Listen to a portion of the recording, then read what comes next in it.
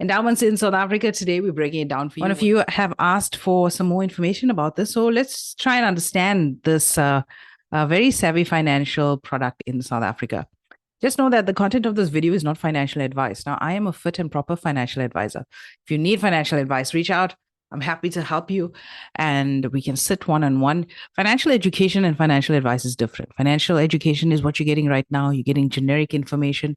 Financial advice is based on your unique circumstances. So if you see or hear something interesting on our page, on our platform, and you want to see how it can work for you, reach out and I'll give you advice specific to your situation. All right, so let's break it down. Endowments. I think this is the most abused product by financial advisors, mainly because it's a product that there is opportunity for good growth. It's sort of enforced discipline because it's a product that's for a fixed period of time and the debits have to happen from your account. So that forced nature or that forced discipline is there. It's a product that pays some good commissions. All right. And because of that, this is why a lot of really dodgy advisors will offer this product first to many clients who are not financially savvy because those commissions are high, when he or she could have been in a far more appropriate product. Now, saying that an endowment is a really, really good product when you use it for the right purpose. And today we're going to try and to understand what that purpose is. But let's understand the nitty-gritties of this product. This is a product that is ideally suited for clients or individuals that are in a higher income tax bracket, mainly because the tax within this product is pretty high. It's about 30% or so. So obviously, if you're paying a 45% tax, you're on that tax bracket. For you to pay 30% is a pretty sweet deal. Whereas if you're on a 26% tax bracket, to pay 30% are a little bit expensive. But again, there's purpose to it if you are using it for the right situation. And there's plenty of situations where I feel every South African should have at least one endowment. Okay, so the basic nature of this product is it's a fixed term product. Now, dependent on the asset manager, providing the product could be 10 years. Many or majority that I work with is a minimum of 5 years. So the product has to run for a minimum of 5 years. It can either be a lump sum amount, it could be a recurring debit, it could be a blend of both. Again, the asset manager decides how that specifically works. The nice thing about this, it's sort of a tax neutral product. And by tax neutral, I mean that taxes are paid on the product, like I said, 30%, but it's taxed in the hands of the asset manager. It's not taxed in your hands. So whatever you get in your account is not tax-free, it's basically an after-tax amount. Now, depending on the platform that you use or that you purchase your endowment on, there could be a very wide range of funds or very narrow range of funds. There's a lot of products there that are super expensive, very high fee endowment products. Advisors are selling it because of higher commissions for them.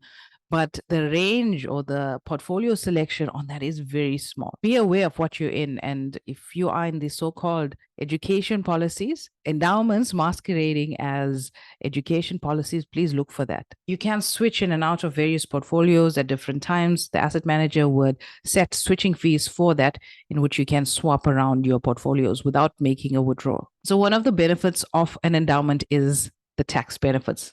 And obviously, if you're higher tax, like I mentioned, if you're in a higher tax bracket, 30% is a sweet deal. If you're in a lower tax bracket, 30% can be a little bit expensive. An endowment is great for estate planning.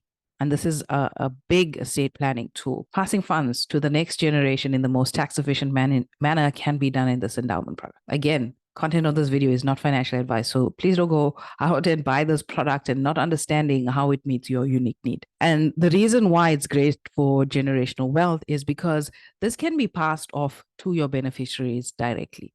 Okay, it doesn't have to follow the same process of the winding up of your estate. For example, your cash in the bank, your tax-free investments, your unit trust-based investments, your shares all fall into your estate, but the endowment does not. During that first 5-year period, there are restrictions. You cannot touch this investment, as in make withdrawals from it. If you do choose to do that, or you do choose to pause the premiums, there can be some hefty penalties levied by the asset manager.